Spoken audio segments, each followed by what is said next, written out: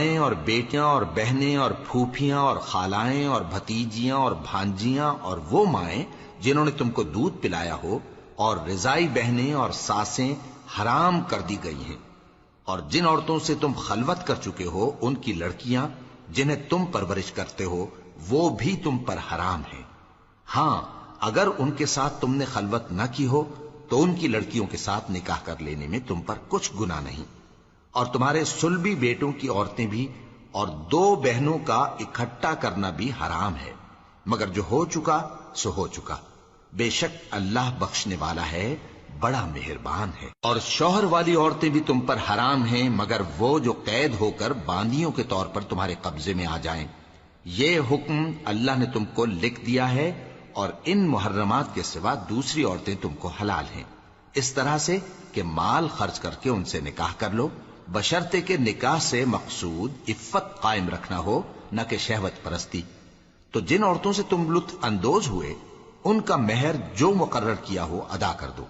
اور اگر مقرر کرنے کے بعد آپس کی رضامندی سے مہر میں کمی بیشی کر لو تو تم پر کچھ گناہ نہیں،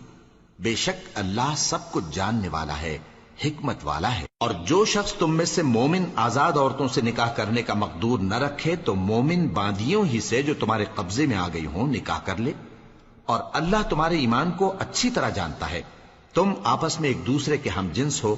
پھر ان لونڈیوں کے ساتھ ان کے مالکوں سے اجازت حاصل کر کے نکاح کر لو، اور دستور کے مطابق ان کا مہر بھی ادا کر دو، بشرطے کہ وہ پاک دامن ہوں، نہ ایسی کہ کھلم کھلا بدکاری کریں اور نہ درپردہ دوستی کرنا چاہیں۔ پھر اگر وہ نکاح میں آ کر بدکاری کا ارتکاب کر بیٹھیں تو جو سزا آزاد عورتوں کے لیے ہے اس کی آدھی ان کو دی جائے۔ یہ باندھی کے ساتھ نکاح کرنے کی اجازت اس شخص کو ہے جسے گناہ کر بیٹھنے کا اندیشہ ہو، اور یہ بات کہ صبر کرو تمہارے لیے بہتر ہے، اور اللہ بخشنے والا ہے، مہربان ہے۔ اللہ چاہتا ہے کہ اپنی آیتیں تم سے کھول کھول کر بیان فرمائے اور تم کو اگلے لوگوں کے طریقے بتائے اور تم پر مہربانی کرے، اور اللہ جاننے والا ہے، حکمت والا ہے۔ اور اللہ تو چاہتا ہے کہ تم پر مہربانی کرے، اور جو لوگ اپنی خواہشوں کے پیچھے چلتے ہیں وہ چاہتے ہیں کہ تم سیدھے رستے سے بھٹک کر دور جا پڑو۔ اللہ چاہتا ہے کہ تم پر سے بوجھ ہلکا کرے، اور انسان طبعاً کمزور پیدا ہوا ہے۔ مومنوں، ایک دوسرے کا مال ناحق نہ کھاؤ، ہاں اگر آپس کی رضامندی سے تجارت کا لین دین ہو اور اس سے مالی فائدہ حاصل ہو جائے تو وہ جائز ہے، اور اپنے آپ کو ہلاک نہ کرو، کچھ شک نہیں کہ اللہ تم پر مہربان ہے۔ اور جو زیادتی کرتے ہوئے اور ظلم سے ایسا کرے گا تو ہم اس کو عنقریب جہنم میں داخل کریں گے، اور یہ اللہ کو آسان ہے۔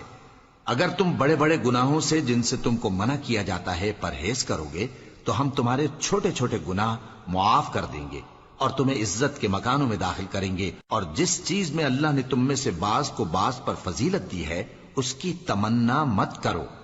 مردوں کو ان کاموں کا ثواب ہے جو انہوں نے کیے، اور عورتوں کو ان کاموں کا ثواب ہے جو انہوں نے کیے، اور اللہ سے اس کا فضل و کرم مانگتے رہو، کچھ شک نہیں کہ اللہ ہر چیز سے واقف ہے۔